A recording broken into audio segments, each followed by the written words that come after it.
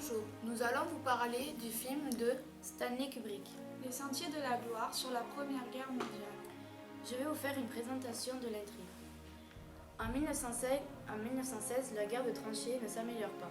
Le général de division Broulard incite le général de brigade Méraud à lancer un de ses régiments à l'assaut d'une position allemande très solide. Le général Méraud enrage et ordonne de faire tirer au canon sur ses propres positions pour les forces à attaquer. Le colonel Dax repousse cette initiative qu'il juge.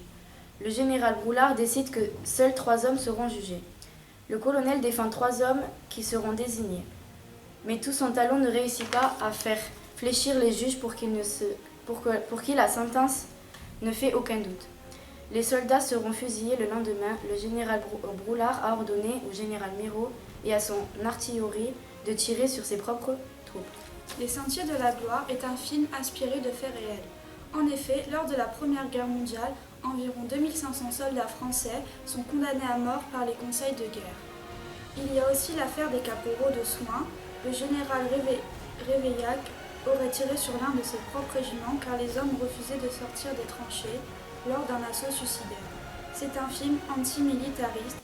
Il est perçu comme une critique directe de l'armée française. Le titre du film dans la version anglaise est Path of Glory, Les Sentiers de la Gloire. Devant l'ampleur du mouvement contestataire, les producteurs du film décident par autocensurer de ne pas le distribuer en France.